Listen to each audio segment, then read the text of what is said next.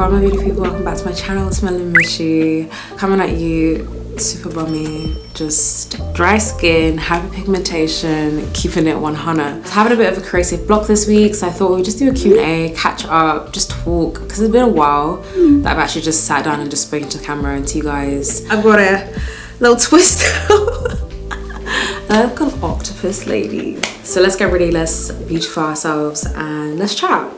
So the first question is, where are you from? How old are you? I grew up in a town in the suburbs of southwest London, and then in regards to my age, I'm in my mid-20s. I know I look younger. Why the fuck you lying? Which is really scary, but I feel like life has just begun, so it's okay. Next, I got a lot of questions about my job. So what is my occupation?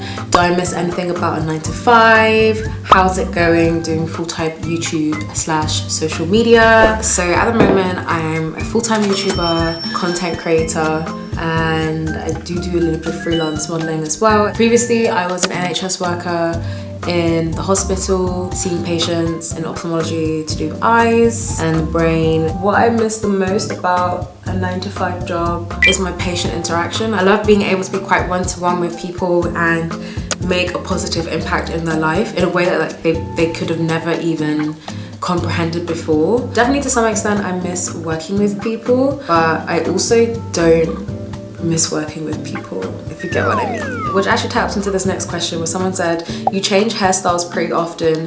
Do you ever get comments about it at work? How do you stay confident switching up hairstyles despite the annoying comments you might get? Why is it that just yesterday I was speaking with my friend about microaggressions surrounding afro hair at work? I don't miss microaggressions at work. Don't get me wrong, it's not to say that like everyone at work is the same way, but there's always those individuals who are just inconsiderate and not kind with their words and not thoughtful about how they say things. I don't miss that. I miss all my colleagues that I really loved and used to get on with, and I feel like I've not seen them for ages. Someone else also asked, how are you finding juggling life with being self-employed? I think it's a massive adjustment going from a very vocational course in life where everything was kind of set out for me and the next step was always really clear, to suddenly having to freelance and be really proactive with where and how I source my work and trying to create opportunities for myself every single day. But overall, I would say I've definitely shown a lot of growth. I can recognize that in myself, and every day I feel like I'm learning something new. But I'm really grateful that I get to do this and call it my job, and I'm excited to see what the future holds. What is your passion? I don't feel like I figured out exactly what my passion in life is yet.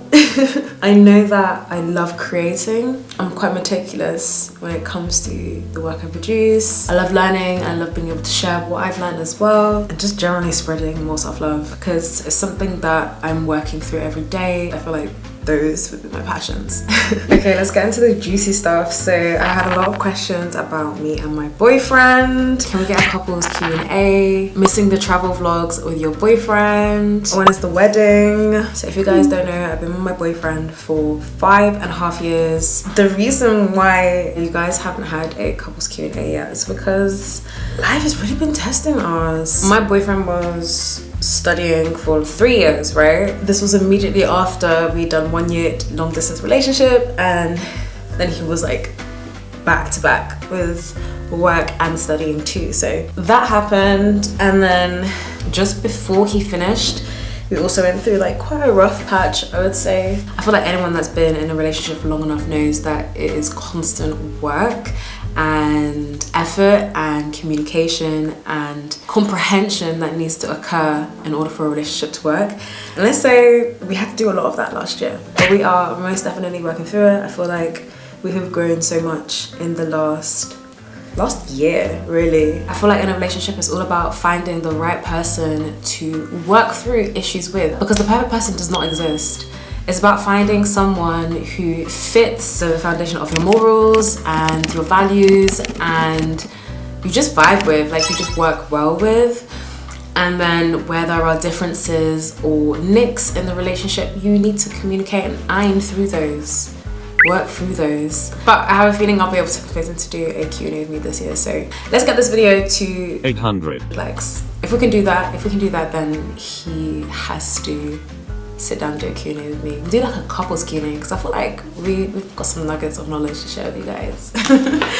When was the last time you pushed yourself out of your comfort zone? I would say yesterday when I went to the Super Drug event and was completely overstimulated by how big the room was and how many people were inside of it, and just having to be very extroverted in my fragile state. Yeah, leaving the house was when I step outside my comfort zone. I'm such a homebody, but the event was actually really fun. I met so many influencers that I know from online there. I just put some oil on my face because the girl has been going through it. Her eczema. Genuinely, guys, if I show you my eczema right now, can you see that? It is so bad. I don't know if it's just the weather. I have a feeling it's my water in my house as well. Yeah, it's just been a very long winter and my holiday is overdue. Any trips planned for the year? So this year I'm gonna be going to Tenerife. Gonna be spending a couple days on the south coast and then a few more, kind of more in the mountainous area, so we can do some hiking and some outdoor activities. We also have Malaysia planned for the summer and potentially like another spot in between, and then also Ghana at the end of the year. So I get a lot of questions about my religion, am I religious? And not gonna lie, this is a question that I've been avoiding for a hot minute. In fear of judgment, I guess, but I'm gonna share it with you guys today. I grew up in a Christian household. My mom is very religious and I went to church every Sunday, probably until I was about 19 or 20, more or less. But when I was younger, I was actually subjected to abuse through the hands of someone who was very high up in the church, and at some point in my life was a carer to me too, roughly around the ages of like 9 to 14. I don't want to go into too much detail today. I really hope that in the future I can find the courage and confidence to speak on the topic, but I'm not there yet.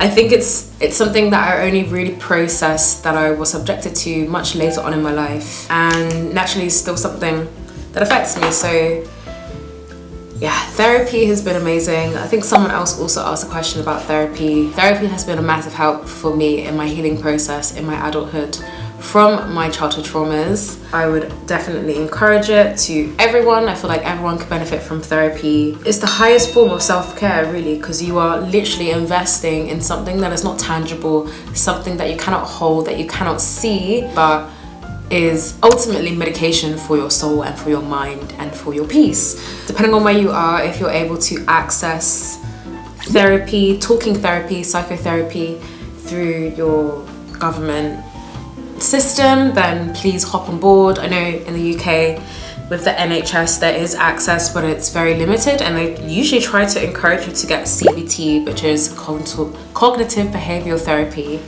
which is also great in its own ways, but I believe some people with deeper rooted traumas would benefit better from actually delving into why you are the way you are, really tapping into your childhood and your early stage relationships and how those manifest in your adulthood and your daily life. And if you can't, then the internet has so many amazing resources at your fingertips.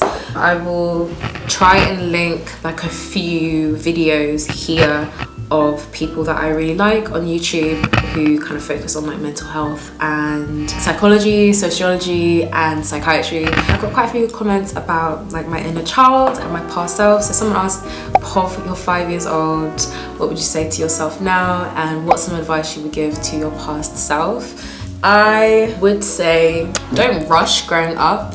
Enjoy being a child and enjoy being so optimistic and carefree, and the things that I had interest in had value. I'm sure a lot of immigrant / African. Kids growing up would understand me when I say there was a really massive pressure to be academic, and your worth and your value was measured on your level of academic success. I had a lot of opportunities outside of academia that I basically missed out on because my household was very focused on being an academic at any expense, like doctor, lawyer. Am I sharing this with you guys today? I guess I'm sharing this with you guys today. I'm basically in the process of being diagnosed with ADHD, but I can confidently come here and speak to you guys about it because I've known I've had ADHD pretty much since I was like 14. I knew something was different with my thinking, and there were certain elements in my memory and processing and comprehension that was very divergent compared to my peers. But I also recognized that I had really weird skills and strengths and capabilities that I guess not everybody would have as well. I'm also a massive recovering people pleaser, so even though I knew that I had different interests to that I was encouraged to do, I really wanted to make everyone in my life that I cared about and loved happy, so I kind of followed through with the plans that were set for me rather than what I genuinely showed actual natural skill for and interest in. So I guess I would tell my 5-year-old self that she was unique and special in her own ways, that she should have more faith in herself, follow through with all of the things that she's good at, and that give her joy and a sense of fulfillment. Let's switch it up. So any traveling tips or things to know when visiting Ghana? I'm going to Ghana this summer, so I want to be prepared, LOL. In regards to hair, bring your own hair products with you when you go to hair salons. Make sure you have a blow dryer on hand if needed, or find a really good hair salon that can cater to natural hair and prep your hair there, and then go to the braiding salon. Basically, if you care about your natural hair and you're getting braids, make the job as easy as possible for them. That's all I'm gonna say. Miscellaneous things, pack acid reflux stuff, Imodium, like anything that will help if you get a bit of a runny tummy. But definitely when you go to restaurants, ask them not to put ice into your drinks because sometimes they use any old water to make the ice. I only drink bottled water when I go to Ghana, mineral water actually, and try to avoid ice at all costs if you don't want to be sitting on the toilet every morning. In terms of getting around in Ghana, Bolt is your best bet. Message them on the app and ask them if they're coming. What? Sometimes they'll make their way and then realize you're going somewhere 20-30 minutes out of the direction that they want to head in, and they will cancel your trip. But if you're going somewhere a little bit further out of town, say with a bigger group, if you want to do an excursion to a resort, that kind of vibe, then try and hire a driver with a car for a day. Do you plan on having kids in the future? And if so, what would you do differently in raising them that you feel you wanted in your childhood? That's a very good question, firstly. Thank you. I would love to have kids in the next few years, really. That would be lit. But we'll see what God has in plan. I think I would love to have a big family. So in an ideal world, 4 kids. And what would I do differently? I'd really want to do things to instill confidence in them from a very young age. So I feel like I'd want my kid to go to like Stagecoach or some type of musical theatre school. Not only because it's lit, like it's cool as hell, but also I feel like it really helps kids to be confident in themselves and on stage and presenting themselves in the world in general. So just supporting them in wherever I can see that they excel in and that they naturally gravitate towards, not pressurize them to follow a certain path and be the best at whatever they want to be. Sorry, I'm not even showing you guys what I'm using. I'm using this Juvia's Place palette. Oh, this headscarf is giving me a headache. Do you have motivational tips for how not to give up learning how to do your own hair? I'm currently trying to learn how to cornrow and flat twists. I can do 2-strand twists, 3-strand twists, and plaits as well. But I feel like giving up when I don't get it. I would definitely say when you're trying a style up for the first time, use different forms of media to try and learn different methods, like watch how different people do the same style. There's obviously different tools that you can use to help you to learn how to do your own hair.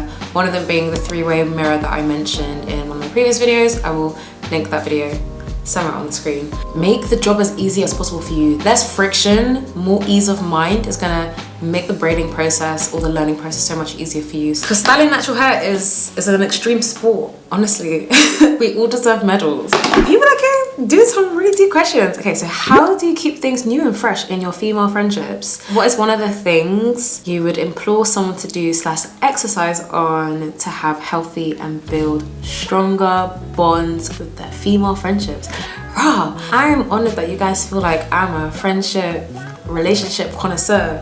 Honestly, I would say the first thing is come back to yourself, like center yourself and listen to your gut. It's not everyone in this life that is meant to be your friend. So really establish who are the people that you want to be in your circle, people that uplift you, people that make you feel good, people that make you feel like you can be completely and utterly yourself, and focus on those friendships particularly. Don't spread yourself too thin across too many people. The next thing I would say is treat your friendships almost with the same energy that you would in a relationship. And by that I mean communication, making time for each other, showing up when you know they've got things going on, or when they need your help, or when they just want to chill with you. You need to have a level of vulnerability with them, celebrate things with them, cry with them, be able to communicate when things don't go right, you know, because everybody is different. We come from different walks of life, different upbringings, different schoolings, different home training. And a true friendship isn't that where there's no trials and tribulations. So it's really important to establish who those people are in your life that you actually want to work things through with, and who also are reciprocating the same type of energy. And then just be vulnerable with them sometimes. Keeping things new and fresh. Go to that exhibition, go on that road trip, go on that staycation. Relationships are all about having new experiences. It doesn't mean that it needs to cost the world or anything at all. Actually, some of the best experiences I would say are the most spontaneous, free ones. Making things new and novice is a way to keep any relationship alive. Do you see yourself staying in the UK in 5 years? No. Because of my skin conditions, my mood, my hair, I cannot prosper in a country like the UK. Don't get me wrong, I will always have ties here, I will always be here, I'll be going to and fro, but me and the weather, I know it's extreme to say, but I will be moving to a hot place of residence for my well-being, and that's on period. I'm loving this twist out. I'm gonna be taking some headshots tomorrow for some modeling agencies, so I'm hoping to like just show them, embrace my look with my natural hair, and fingers crossed. Thanks so much for watching. I hope you enjoyed this video. If you made it this far, you are a true one and I appreciate you. It's going pretty dark now, so I'm gonna wrap up. Thanks so much. Don't forget to show me love on the channel, and I will see you in the next one.